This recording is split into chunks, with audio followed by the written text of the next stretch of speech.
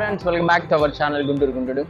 So మనం every month చేసే distribution లాగే ఈసారి కూడా ఆకలి అందరికి ఒకటే కాన్సెప్ట్లో మనం ఎలా అయితే ఒక సంకల్పంతో స్టార్ట్ చేసామో ఈ ప్రోగ్రామ్ను మళ్ళీ ఎవ్రీ మంత్ ఎక్కడ బ్రేక్ కాకుండా దీన్ని మనము రన్ చేస్తున్నాం అనమాట. ఈసారి ఈ సమ్మర్ వచ్చేసరికి ఏంటంటే ఇప్పుడే ఎలా ఉందంటే ఇంకా నెక్స్ట్ మంత్ మేకి ఇంకా మామూలుగా ఉండదు అనుకుంటా, హాట్గా మారిపోయింది అనుకుంటున్నాను.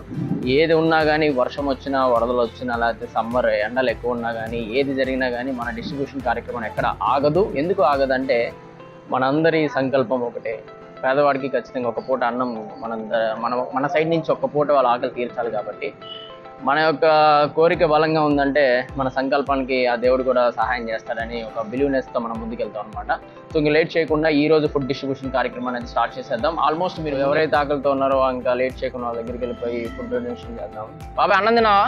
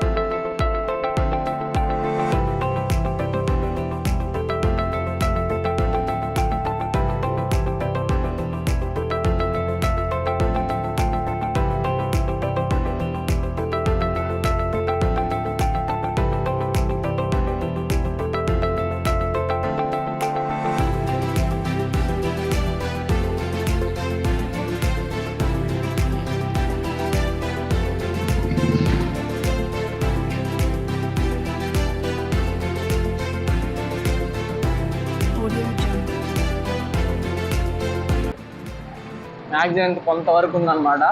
వీటి ఏరియా కూడా కవర్ చేస్తే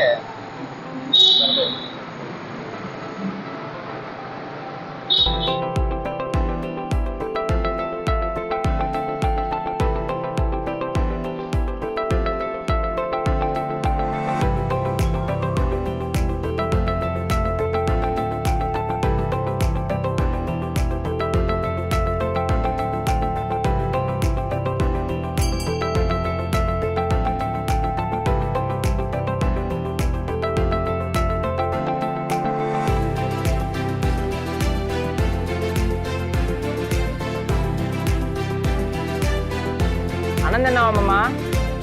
తింటావా?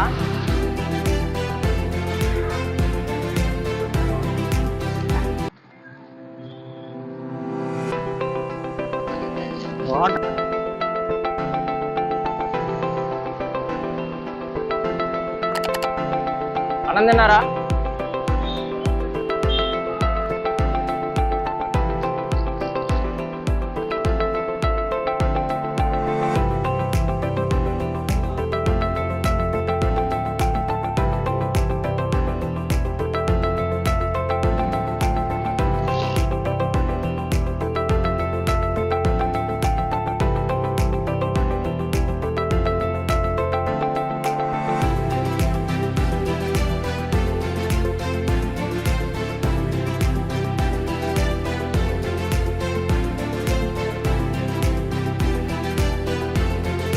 ఫైనల్గా అయితే మన డిస్ట్రిబ్యూషన్ కార్యక్రమం కంప్లీట్ అయిపోయింది అనమాట ఇందరితో.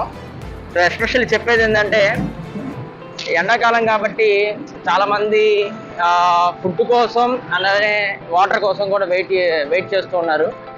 సో నాకు అనిపించింది ఏంటంటే ఈసారి నుంచి నెక్స్ట్ డిస్ట్రిబ్యూషన్లో ఒక ఫుడ్ ప్యాకెట్ 2 వాటర్ బాటిల్ ఇద్దాం అనుకుంటున్నా, లేదంటే 1 లీటర్ వాటర్ బాటిల్ ఇచ్చేద్దాం. ఎందుకంటే ఈ ఎండకి ఎక్కువ దాహం మనకే వేస్తుంది. సో వాళ్ళు మనలాంటి వాళ్ళే. సో మేబీ నాకు ఎందుకు అనిపించింది అనమాట. సో ఇంకోటి ఏంటంటే కొంచెం లేట్ అయింది అనుకున్నాను, బట్ కాకపోతే మ్యాక్సిమం చాలా వరకు మనం అనుకున్న విధంగా కంటే ఎక్కువ డిస్ట్రిబ్యూషన్ అయితే జరిగింది. సో కరెక్ట్ టయానికి కొంతమందికి ఆకలి ఆ టయానికి ఎవరు ఇవ్వకపోయినా కానీ ఆ టైంకి ఏదో బాధపడుతున్న సిచ్యువేషన్ ఒక ఆమెలో నేను చూశాను అనమాట. చెప్పడం ఏంటంటే ఎత్తుక్కుంటూ వస్తున్నానయ్యా ఎదురుపడ్డా అన్నట్టుంది. ఇది నేనేదో ప్లాన్డ్గా వెళ్ళినట్టుగా లేదనమాట. సో ఎలా చెప్తున్నానంటే, మనకి ఎన్ని వర్క్స్ ఉన్నా, మనం ఎంత సంపాదించినా, మనం ఏం చేసినా కానీ, సో మన చేత ఏదో ఒక వర్క్ చేపించడానికే అర్థమవుతుందా, మన చేత ఏదైనా వర్క్ చేపించడానికే మనం ఇక్కడికి వచ్చాం అన్నది మనం స్ట్రాంగ్గా బిలీవ్ చేయొచ్చు. అది మంచి అవని చెడు అవని అన్ని ప్లాన్డ్గా ఆల్రెడీ స్క్రిప్టెడే ఉంటుంది. జస్ట్ వీఆర్ యాక్టర్స్ మాత్రమే. బట్ కాబట్టి ఈ యాక్టింగ్ అనేది కూడా ఏంటంటే, అంటే డిస్ట్రిబ్యూషన్ యాక్టింగ్ గురించి చెప్పట్లేదు నేను, మళ్ళీ మీరు తప్పుగా అర్థం చేసుకుంటారు. సో మన చేత కొన్ని కార్యక్రమాలు జరగాలి, కొంత సేవ అవ్వచ్చు, లేకపోతే అది మంచి అవ్వచ్చు, చెడు అవ్వచ్చు, జరగాలని చెప్పి ఆల్రెడీ మన గాడ్ ఎవరైతే ఉన్నారో, గాడ్ శివ అవ్వచ్చు, ఇంక సంథింగ్ ఎవరైనా అవ్వచ్చు, ఆల్ రిలీజియన్ ఓరియంటెడ్ సంబంధించి ఎవరైనా అవ్వచ్చు అనమాట. అది ఆల్రెడీ రాసిపెట్టి ఉంటుంది. నేను ఇతిహాసం వేదాంతం గురించి అయితే మాట్లాడట్లేదు. నాకున్నది నేను నేర్చుకుని మీకు చెప్తున్నాను. దయచేసి మీరు కూడా డిస్ట్రిబ్యూషన్ స్టార్ట్ చేయండి.